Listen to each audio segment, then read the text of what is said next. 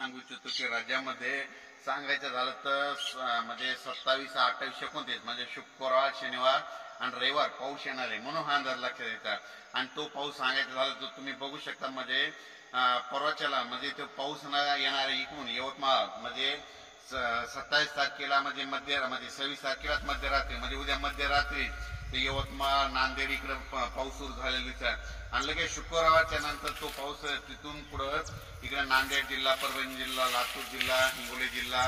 अकोला जिल्हा, वाशिम जिल्हा, त्याच्यानंतर अकोट, शेगाव, खामगाव, त्याच्यानंतर अचलपूर, अमरावती, त्याच्यानंतर जळगाव, जामोद, संग्रामपूर, त्याच्यानंतर देऊळगाव राजा, त्याच्यानंतर जळगाव, धुळे, नंदुरबार, त्याच्यानंतर निफाड, मालेगाव, नाशिक, चाळीसगाव, संभाजीनगर, कन्नड, भोकरदन, त्याच्यानंतर पैठण, श्रीरामपूर, शिर्डी, राहता नगर जिल्ह्यामध्ये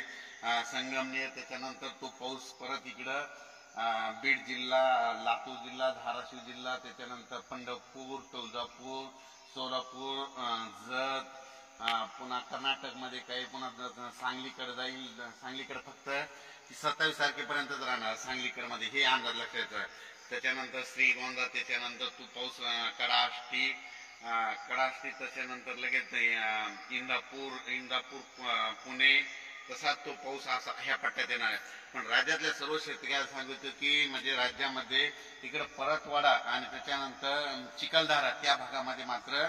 27, 28 तारखेला गारपीट होण्याची शक्यता आहे, म्हणून हा लागला। जळगाव जिल्ह्यात एक थोडा जास्त पाऊस पडणार हे देखील लक्षात येतं। बीड आणि गेवराईच्या गेवराई पैठणच्या तिच्या मधल्या पट्ट्यात एक थोडा जास्त पाऊस पडणार आहे, म्हणून त्या ठिकाणी ऊसाची तोडी असेल, समजा ऊस तोड कामदार असेल तर तुम्ही काय करा, 27, 28 2 दिवस तुम्ही काळजी घ्या, कारण की 2 दिवस बीड जिल्ह्यात, बीड, गेवराई त्या जिल्ह्यामध्ये चांगला पाऊस पडणार, म्हणून हे लक्षात येतं।